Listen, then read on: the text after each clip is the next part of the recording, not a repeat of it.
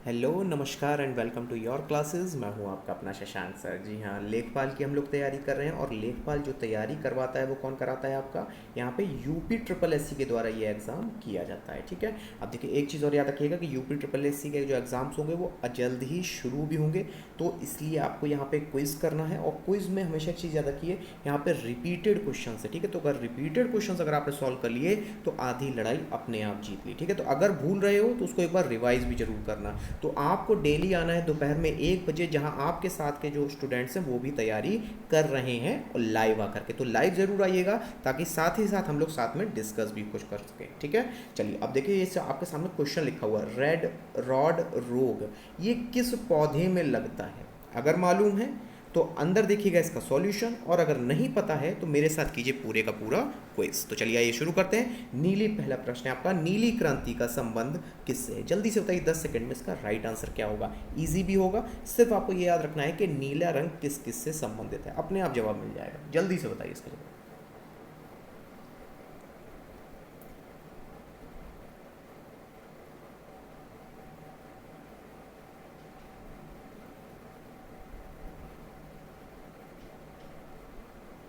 और time up. तो देखिए यहाँ पे जो नीली क्रांति है, नीली क्रांति का मतलब हो गया नीला नीला, ओशियन, पानी कहते हैं नीला नीला। ठीक है, तो यहाँ पे राइट आंसर क्या हो जाएगा, मत्स्य पालन से संबंधित है आपकी नीली क्रांति। ठीक है, और वहीं अगर बात की जाए तिलहन के बारे में, तो तिलहन जो है आपका मस्टर्ड, या आप मुझे बताओ जो आपका यहाँ पे तेल निकलता है, ठीक है, कड़वा तेल जिसको कहा जाता है, तो वो कौन से कलर का है, येलो। तो यहाँ पे रेवोल्यूशन भी कौन सा हो गया आपका, पीली क्रांति या फिर येलो रिवॉल्यूशन। उम्मीद करता हूँ यहाँ तक क्लियर हो गया होगा। ठीक है, और इसके अलावा अगर और भी कलर देखने हैं तो इस कलर सबसे इंपॉर्टेंट है, वो है व्हाइट। पता नहीं कितनी बार पूछा गया, और व्हाइट रिवॉल्यूशन आपका किससे संबंधित है, दूध से संबंधित है। ठीक है, चलिए अब फटाफट बिना देरी के आगे बढ़ते हैं। चकबंदी किसे कहते हैं, सोच समझ के यहाँ जवाब देना, क्योंकि अगर नहीं पता है तो चौंक जाओगे जब जवाब सुनोगे। तो जल्दी से बताइए इसका राइट आंसर क्या हो सकता है।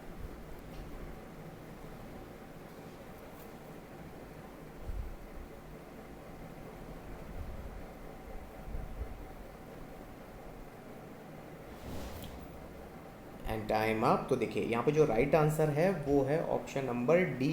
देखिए चक का मतलब क्या होता है, चक का मतलब होता है कोई भी गांव।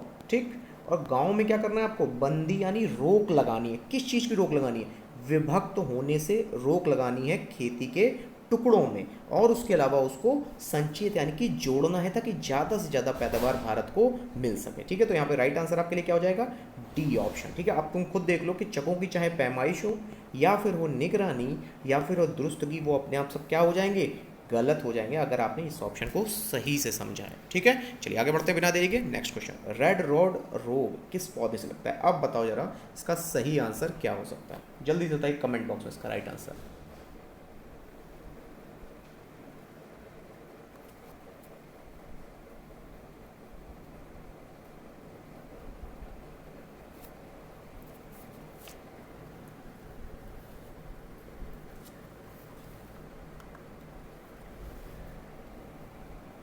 And time up. तो देखिए यहाँ पे जो रेड रॉड रोग है ना, यहाँ पे शब्द देखो क्या छिपा है, रॉड। रॉड कैसी होती है, लंबी होती है ना, तो यहाँ पे राइट आंसर अपने आप क्या हो जाएगा, गन्ना। इसको ऐसे भी याद कर सकते हो, बहुत ईजी हो जाता है याद करना। ठीक है, अब देखो एक चीज़ और यहाँ पे आप याद कर लीजिए कि गन्ना विश्व में सबसे ज़्यादा कहाँ पर उगाया जाता है, ब्राज़ील में। और अगर पूछ ले कि भारत में कहाँ उगाया जाता है, तो जहाँ के लेखपाल बनने जा रहे हो वहीं पे, यानी उत्तर प्रदेश में। ठीक है, अब ये दोनों पॉइंट पे अलग से नोट कर लीजिएगा। अगर रेड रोड रोग आएगा तो आपको पहले क्या रखना है, रॉड, उससे क्या बन जाएगा आपका, गन्ना। ठीक है, चलिए आगे बढ़ते हैं फटाफट। नेक्स्ट है, निम्न में से खरीफ की फसल कौन सी है। ये पूछा गया खरीफ की फसल के बारे में। जल्दी सोच के बताइए इसका राइट आंसर क्या होगा। मेरे ख्याल से यहाँ पर चूज करना डिफिकल्ट नहीं होना चाहिए अब की बार, क्योंकि लगातार हम लोग इस टाइप के क्वेश्चंस करते रहे हैं।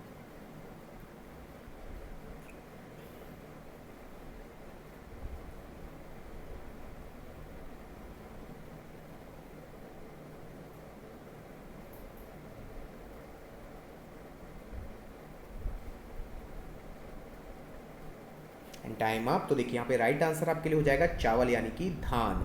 तो धान जो है आपकी ये खरीफ की फसल है, और इसे आप अधिकतर मानसून में क्या करते हो, बोते हो। ठीक, अब देखो बाकी में हमें क्या क्या मिल गया, बहुत महत्वपूर्ण है कि गेहूं, चना और जौ, ये तीनों कैसी फसलें हो गई, ये हो गई रबी फसलें, और इनकी बुआई कब होती है, इनकी बुआई की जाती है सर्दी में। मेरे ख्याल से यहाँ तक क्लियर हो गया होगा। ठीक है, अगर एक ऑप्शन और जानना है खरीफ के बारे में तो ये और याद रख लो, बाजरा। ठीक है, अब बाजरा और जौ में कन्फ्यूज़न नहीं होना चाहिए, बस इस चीज़ को भी याद रखना है हमें। कितना हो जाएगा, चलिए आगे बढ़ते हैं। नेक्स्ट क्वेश्चन, कंटूर विधि से खेती कहाँ की जाती है। अगर केवल कंटूर का मतलब पता होगा ना, ऑप्शन चाहे वो जितने हार्ड दे दे अपने आप हो जाएगा। जल्दी सोच के देखिए इसका राइट आंसर क्या होगा। एक हिंट ये है कि वो सबसे अलग है चारों ऑप्शंस में से, अपने आप देखिए आपको मिलता रहेगा जवाब।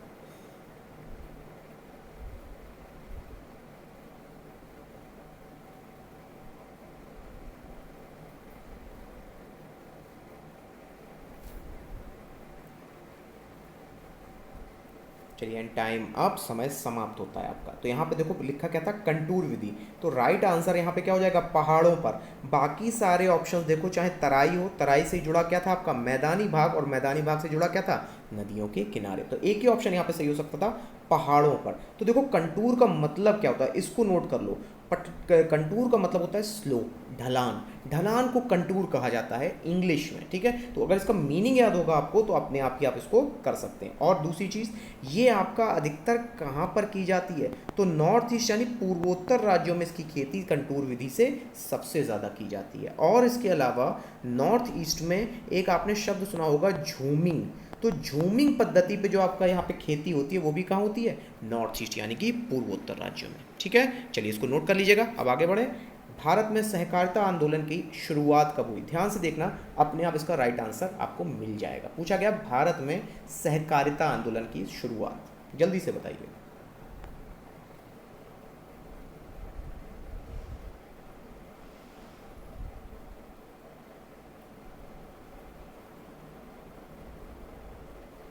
चलिए टाइम अप। तो देखिए यहाँ पूछा गया है भारत में सहकारिता आंदोलन की शुरुआत, राइट। तो आपको यहाँ पे राइट टिक करना है 1947, यानी आज़ादी के बाद से ही हमारे यहाँ पर सहकारिता आंदोलन शुरू हो गया था। क्या मतलब हुआ सहकारिता आंदोलन का, जहाँ पर भी अगर चार लोग मिल कर के हिस्सेदारी के साथ में अगर कार्य करते हैं तो उसी को क्या कहा जाता है, सहकार्य यानी सहकारिता। ठीक, अब इसके माध्यम से हमारे भारत में एक बहुत ही महत्वपूर्ण नाम बन चुका है आज, अमूल। और अमूल के अलावा अगर आप देखो तो सहकारिता बैंक भी तो होते हैं। ठीक है ना, अब तो ये सहकारिता के माध्यम से आपका संभव हो पाया कि अमूल और बैंक जैसी चीज़ों को खड़ा किया जा सका। साल कौन सा है आपका, 1947। ठीक है, चलिए आगे बढ़ते हैं।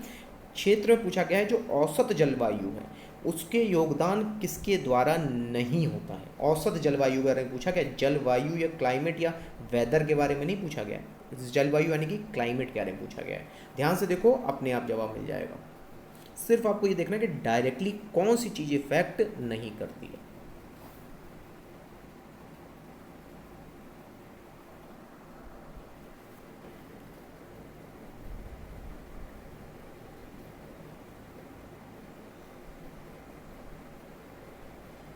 And time up. तो देखिए यहाँ पर मुझे बताओ, चाहे वर्षा हो, वर्षा से ही जुड़ा क्या है, वायु की गति। जैसे वर्षा होती है तभी वायु की गति बढ़ती है और उसी से क्या बढ़ जाती है, आर्द्रता। मतलब कौन सा यहाँ पे टर्म नहीं था, तो आंसर हो जाएगा इसका वृक्षों की संख्या। अगर केवल ऑप्शंस भी देखो आपस में रिलेटेड है तो एक अपने आप क्या हो जाएगा आपका, गलत। तो औसत जलवायु में वृक्षों की संख्या से कोई फर्क नहीं पड़ता है। ठीक है, जबकि वहीं वर्षा, वायु की गति और आर्द्रता का फर्क पड़ता है। इसको चाहिए अब कहीं से अलग से नोट कर लेना, क्योंकि ये फैक्टर हैं आपके क्लाइमेट के। ठीक है, बहुत महत्वपूर्ण है। चलिए आगे बढ़ते हैं। नेक्स्ट क्वेश्चन, अपर्णा थोड़ा सा टेढ़ा हो गया है, तो अपर्णा किस फसल का प्रकार है। मतलब पूछा गया है धान की फसल के उसको कहा जाता है, या मटर को, या फिर गेहूं की आपकी वैरायटी है। जल्दी सोच करते हैं इसका राइट आंसर क्या हो सकता है। अपर्णा के बारे में पूछा गया है।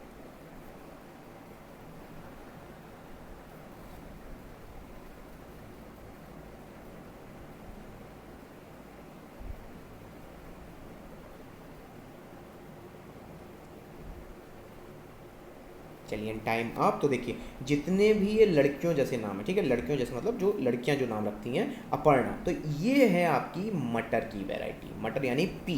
ठीक है, पाइसम सटाइवम इसको कहा जाता है। लेकिन अब इसमें मैंने कहा लड़कियों जैसे नाम, तो मतलब और भी होंगे, तो इसमें अब नोट करने वाली चीज़ें हैं जैसे सपना वैरायटी। ठीक है, इसके अलावा प्रगति वैरायटी, तो ये भी दो वैरायटी किसकी हैं आपकी, मटर की, ठीक है। इसी तरीके से धान की वैरायटी भी एग्जामिनर के फेवरेट क्वेश्चंस में से आती है। तो एक का नाम तो आपने सुना होगा बासमती, एक मैं आपको और बता देता हूँ लूनाश्री। इसको बस केवल अभी आपको याद रखना है, इसको आपको आगे समझ में आएगा कि क्यों याद रखना है, ठीक है। जल्दी से बढ़ते हैं अगले सवाल की तरफ। ग्रामीण बुनियादी ढांचे को बढ़ावा देने वाली केंद्र सरकार की योजना को क्या कहा गया? ध्यान से फिर से पढ़ रहा हूँ। ग्रामीण बुनियादी ढांचा मतलब जैसे सड़क वगैरह होती है ना, उसको सुधारने के लिए कौन सी योजना यहाँ पे शुरू की गई होगी, ठीक है। बहुत ईजी है, केवल थोड़ा सा कॉन्सेप्ट लगाना है आपको।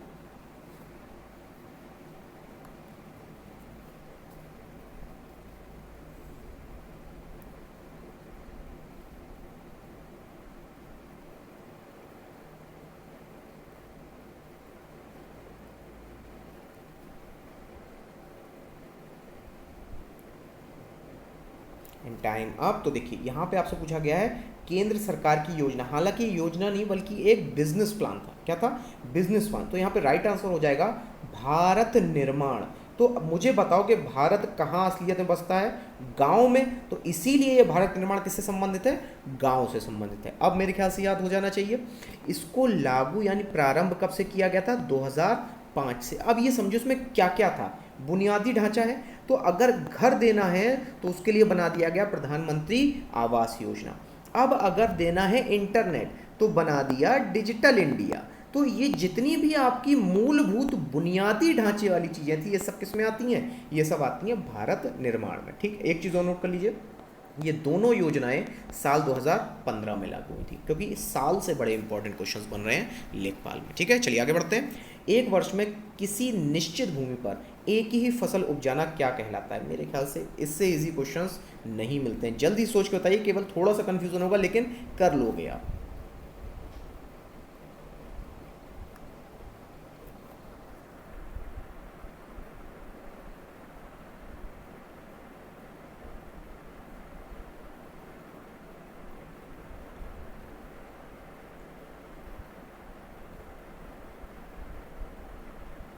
Time up. तो देखिए यहाँ पूछा गया है एक वर्ष में निश्चित भूमि पे, ठीक है ना। तो अगर निश्चित भूमि आ रहा है तो यहाँ पे राइट आंसर हो जाएगा एकल सस्यन, ना कि एकल कृषि। एकल कृषि कोई चीज नहीं होती है। एकल सस्यन को हम लोग यहाँ पे इंग्लिश में कहते हैं मोनोकल्चर। तो अब इसको यहाँ पे नोट कर लो उसके इंग्लिश फॉर्म के नाम से, क्योंकि यहाँ पे इंग्लिश भी पूछी जा सकती है, ठीक है। तो एकल सस्यन यानी मोनोकल्चर का मतलब क्या है कि अगर हम केवल खेत में पूरे साल गेहूं ही उगाते हैं, इसी को कहा जाता है एकल सस्यन, ठीक है। और वहीं अगर मैंने गेहूं के बाद में क्या उगा दिया?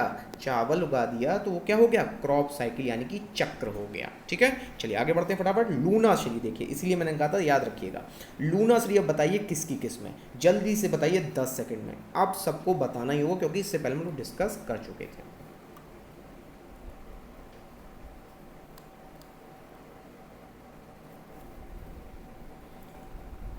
चलिए और समय समाप्त होता है, तो यहाँ पे राइट आंसर हो जाएगा धान यानी कि राइस। अब एक चीज़ और याद रख लो, अभी हम लोगों ने यहाँ पे डिस्कस किसके बारे में किया था? मटर के बारे में। तो मटर के नाम भी किसके ऊपर थे? लड़कियों के ऊपर थे। वहीं धान के नाम भी अधिकतर देखो तो जैसे लूनाश्री, ठीक है। लूनाश्री की तरह ही अगर आप यहाँ पे एक नाम देखोगे कावेरी, ठीक है। क्या नाम हो गया आपका? कावेरी। कावेरी के अलावा देखो तो जया, ठीक है। जया हो गया और उसके अलावा हो गया रत्ना। तो कावेरी हो चाहे जया हो चाहे रत्ना हो, ये भी किसकी वैरायटी हैं? राइस की, ठीक है। अब याद हो जाएगा बड़ी आसानी से कि मटर और राइस में किसका नाम आ रहा है? लड़कियों का नाम आ रहा है। अपने आप याद होने लग जाएगा, ठीक है। चलिए आगे बढ़ते हैं। ग्राम पंचायत क्या है? इजी है लेकिन ध्यान से पढ़ना, क्योंकि यहाँ पे जो या ऑप्शंस दिए हुए ना चार, ये कंफ्यूजन कर देंगे आपको।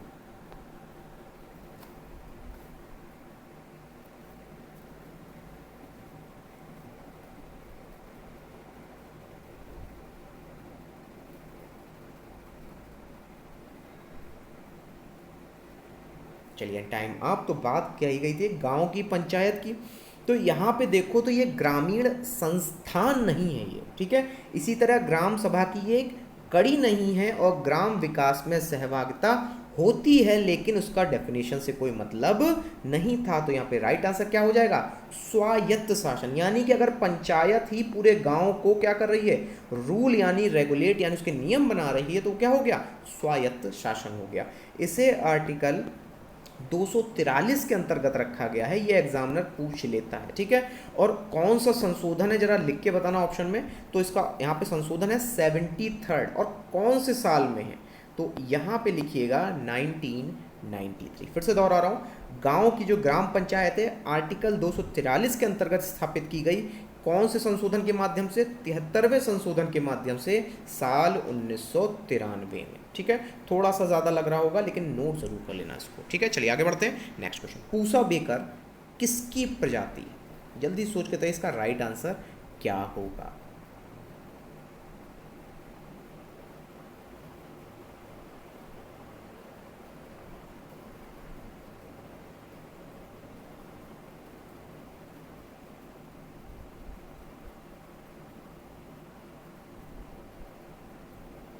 And time up. तो देखिए यहाँ पे पूसा बेकर आपसे पूछा गया था, ठीक है।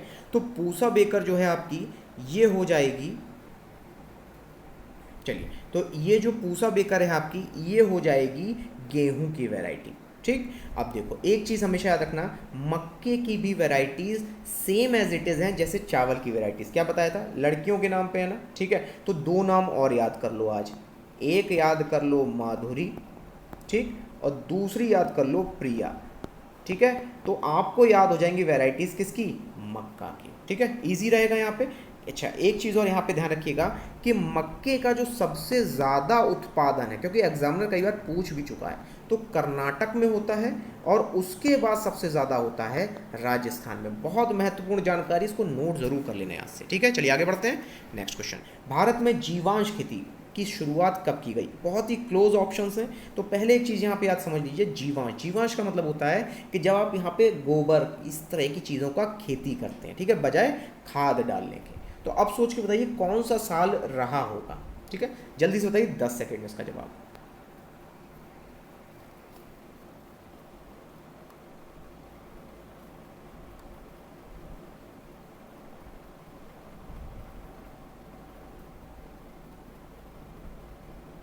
चलिए समय समाप्त होता है। तो मेरे ख्याल से कन्फ्यूजन भी होगा और समझ में भी नहीं आ रहा होगा कईयों को, तो ठीक है। तो घबराने की यहाँ ज़रूरत नहीं होती है, सिर्फ पहले हम लोग देखेंगे यहाँ राइट आंसर क्या है। तो राइट आंसर क्या मिल गया हमें, अक्टूबर 2004, ठीक। अब देखो जीवांश खेती के बारे में समझ लिया था। अब ये भी जान लो कि भारत में एक 100% ऑर्गेनिक स्टेट भी है, यानी जीवांश आपका राज्य भी है। अब उसका नाम भी एग्जामिनर इसी से रिलेट करके पूछ सकता है। तो इसका नाम क्या हो गया, सिक्किम। तो खेती कब शुरू हुई थी, 2004 में, और 100% ऑर्गेनिक स्टेट का हो गया सिक्किम। दोनों पॉइंट्स हमारे अच्छे से तैयार हो गए। आगे बढ़ते हैं। नेक्स्ट क्वेश्चन, अब यहाँ हिंदी संबंधित है। हिंदी भाषा किस लिपि में लिखी जाती है? इजी भी हो सकता है, जल्दी से ट्राई कीजिए इसका राइट आंसर।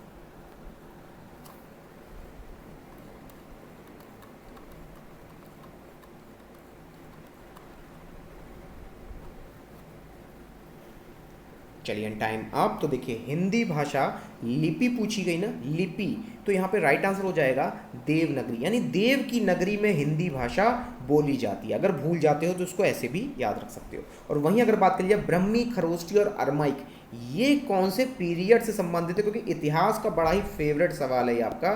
तो ये अशोक के शिलालेखों से संबंधित है, जो कि अशोक ने अलग अलग देशों में अलग अलग भाषा में यहाँ पे कह सकते हैं स्तंभ लगवाए थे, ठीक है। चलिए यहाँ तक क्लियर हो गया, आगे बढ़ते हैं। अगला सवाल है, निष्काम का संधि विच्छेद कौन सा होगा?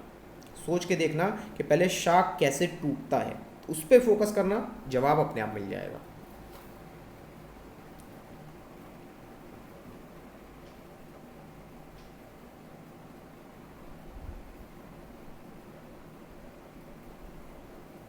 चलिए और समय समाप्त होता है। तो यहाँ पे पूछा गया है शाह, आधा शाह है ना, तो ये याद रखना आधा शाह यूजुअली किस में होगा, निहि में होगा। तो राइट आंसर क्या होगा, निहि धन काम क्या हो गया, निष्काम, ठीक है। चलिए आगे बढ़ते हैं। अगला सवाल देखते हैं हिंदी में। खूब लड़ी मर्दानी वो तो झांसी वाली रानी थी, इसमें मर्दानी शब्द किसको बता रहा है? तो ध्यान दो, मर्दानी शब्द से अपने आप ही उसका जवाब मिल जाएगा। जल्दी से बताइए 10 सेकंड में आपको कौन सा सही जवाब लग रहा है।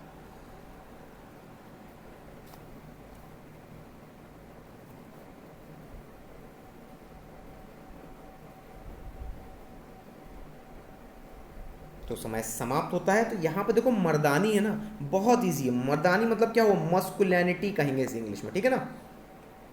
तो सीधे सीधे ये रेट हो गया पुरुषत्ववान से। इजी था, ठीक है। ज़्यादा इसमें मतलब से सीधे देखा करो कि कौन सा वर्ड है, उसी को पकड़ो, जवाब अपने आप मिल जाएगा, ठीक है। चलिए आगे बढ़ते हैं। निम्न में से कौन पुल्लिंग है? तो अगर पुल्लिंग पहचानना हो यहाँ पे तो पहले उसको अपने अलग अलग पुल्लिंग टर्म में यूज़ करके देख लो, ठीक है। जैसे ऋतुएं होता है, ठीक है। अब वैसे बाकी टर्म शब्द भी यूज़ करके देख लीजिए, जवाब बहुत जल्द मिल जाता है इसमें।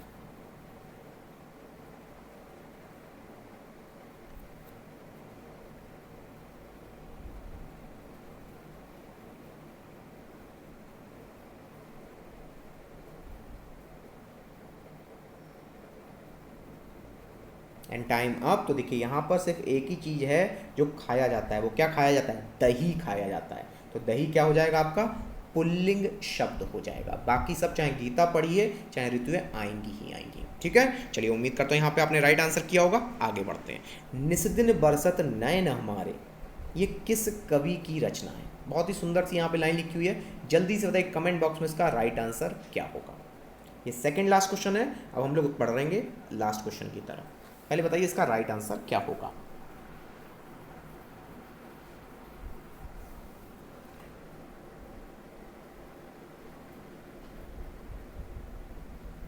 चलिए टाइम अप। तो देखिए यहाँ पर अगर मान लो नहीं पता है, भूल गए हो, ठीक है, तो नैन शब्द किससे जुड़ा हुआ है? सूरदास से। यही तो थे जिनको दिखाई नहीं देता था, राइट। तो इससे भी कहीं ना कहीं आपका तुक्का लग सकता है। ये याद रखना, मैंने कहा 100% नहीं हो सकता, नैन तो कबीरदास ने भी कहा होगा, ठीक है ना। और वहीं अगर सूरदास की मान लो पूछ ली गई रचनाएं, तो दो याद कर लो, बड़े अच्छे नाम है। एक तो इन्होंने अपनी रचनाओं में अपना नाम जरूर रखा था, एक तो हो गई सूर सागर, ठीक है। दूसरी हो गई आपकी सूर सारावली, ठीक है। बहुत इजी है लेकिन एग्जामिनर की फेवरेट होती है, ठीक है। तो सूर सागर और सूर सारावली के अलावा साहित्य लहरी भी इन्हीं की रचना है, ठीक है। अब याद हो गया, आगे बढ़ते हैं। और ये है आज का आखिरी सवाल। ईद का चांद होना, मेरे ख्याल से इससे ज़्यादा इजी तो हो नहीं सकता। जल्दी से 10 सेकेंड में इसका राइट आंसर क्या होगा।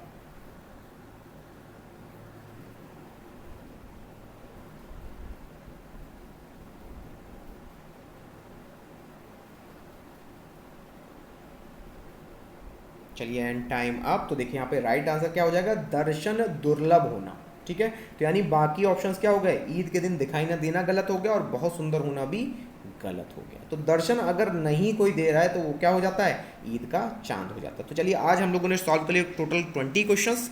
तो आप अपने आप को ये जांचिएगा कि कहाँ पे आप लोगों ने फॉल्ट की, कौन से क्वेश्चंस नहीं आए, उन पे फोकस करना और मुझसे पूछना है जब मैं लाइव आऊँगा डेली 1 बजे, ठीक है। तो 1 बजे आना ना भूलिएगा। तब तक के लिए लाइक करें, शेयर करें, सब्सक्राइब करें। Thank you very much.